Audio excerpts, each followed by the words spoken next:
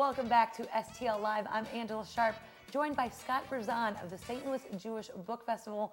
Now, before the break, we were talking about Adam coming in to talk about his book, Swiped, and all the scary things that can go along with the phishing and the identity theft.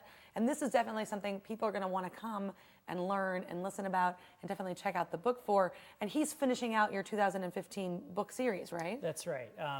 Even though it's 2016, we still have 4 authors left, but yeah, these were authors that we had programmed in 2015, and this is part of the winter and spring kind of bookend events. Right, and you have this really cool poster over here that you have all your authors, I guess, autographs so that you can kind of have a little memento at the end. And so I assume you'll get Adam's autograph on that, right? We will indeed. And yeah, it is a nice little poster to keep around after the fact and remind ourselves of all the hard work that went into the festival and all the fun times we had with the authors. And so you know who came and all that fun stuff. Now, you said, do you already have 2016 are you kind of underway? No, we're just now starting to look into authors for the new year, and we do that a couple different ways. We certainly reach out to publicists and publishers and kind of scour the websites and figure out what books are coming out new that year, because that is one of our requirements for the festival, is that the book has to be published in the year at hand. Oh, okay. And then in terms of the authors themselves, we are the Jewish Book Festival, but if we choose a Jewish author, the topic could be anything from a cookbook to a biography to a memoir, but we also have non-Jewish authors, and if a non-Jewish author participates, their book necessarily has to have some Judaic content to it. Oh, okay. So maybe they've written a biography about a famous Jewish celebrity, or maybe they've written a historical novel that takes place in World War II or something like that. Something to keep it kind of all correlated together. Exactly. Now, what kind of age ranges and stuff are coming to these book events? It really depends on the topic. So, I would argue, for Adam's program on Thursday, especially, teens that are starting out with their first credit cards, this is a program that they should hear about. Right. Necessarily because we have programs that sometimes run in the mornings and in the afternoons. Those are usually people that have the flexibility that can come to a program like that. But whenever possible, we try and program in the evening. So.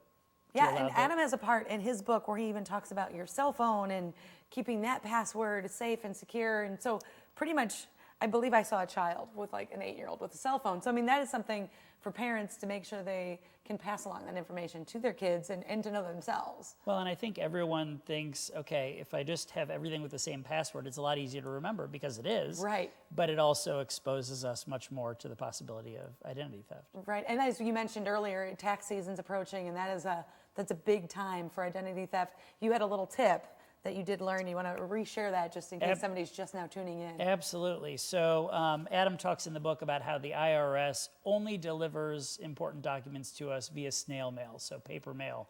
If you get a text, if you get a phone call, if you get an email from someone who claims they're with the IRS, necessarily that is fraudulent. So only get the stuff out of the mailbox. They're only coming with the paper mail, and they're probably not going to demand you pay them in a certain way. Absolutely. A lot of times you hear people fall for the get a debit card and send it to them, and the IRS is never going to ask you to pay a specific way.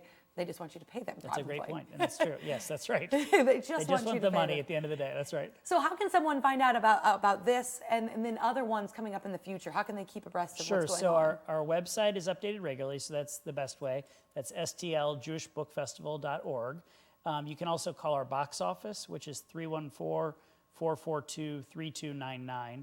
And our box office manager has a wealth of information that she can help with in terms of the author programs and how to get tickets, et cetera, et cetera. Right, and so we've got Adam, and you have 2 more after him? 3 more, actually. Oh, 3 more. Yes. Okay, just touch on those just real quick. Sure. So at the end of March, we have a Jewish educator named Ron Wolfson. It'll also be an evening program to allow anyone who wants to attend. And then in April, we have 2 different authors. The first is Marge Piercy. She is a novelist and poet, and April's National Poetry Month, so that seemed to that fits very nicely. Fit well.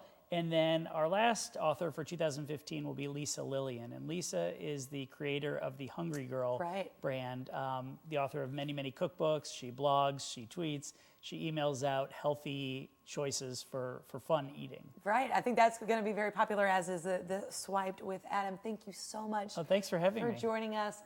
I would like to thank Scott Berzon for coming here. Now, for more information on author Adam Levin's visit to the St. Louis Jewish Book Festival, visit stljewishbookfestival.org. There's more STL Live after this. Stay with us.